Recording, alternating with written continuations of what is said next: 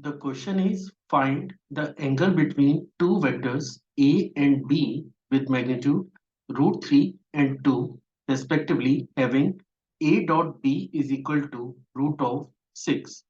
So let's see how we are going to solve the given problem. तो चलिए शुरू करते हैं। तो सबसे पहले मैं क्वेश्चन के पार्ट को एक बार एक्सप्लेन कर देता हूँ कि ये क्वेश्चन है क्या।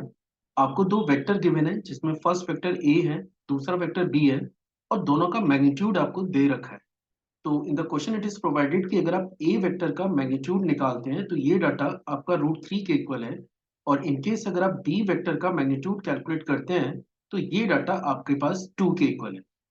क्वेश्चन में एक और स्टेटमेंट गिवन है कि ए डॉट बी, ये जो डाटा है ये आपका रूट 6 के बराबर है, और आपको पता करना है कि what is the angle between A vector and B vector. तो चलिए देखते हैं कि हम लोग इसमें क्या कॉन्सेप्ट यूज करने जा रहे हैं।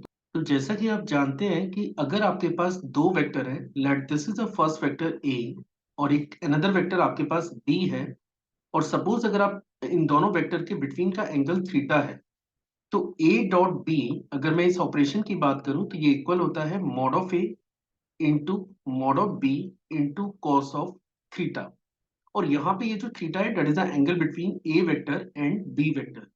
तो आप देख सकते हैं कि क्वेश्चन में ऑलरेडी आपको ये गिवन है कि A dot B this data is equal to root of 6।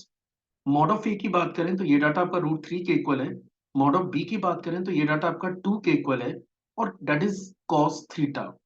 और अगर आप इसको फर्दर सिंप्लीफाई करते हैं तो आप देख सकते हैं कि यहाँ पे कॉस थीटा की वैल्यू आपको मिलने जा रही है, दैट इज 1/√2। और क्वेश्चन में आपको पूछा गया था कि दोनों वेक्टर के बिटवीन का एंगल कैलकुलेट करिए।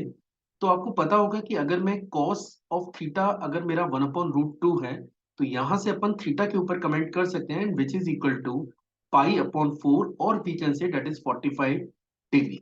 सो finally this is the answer for the given problem.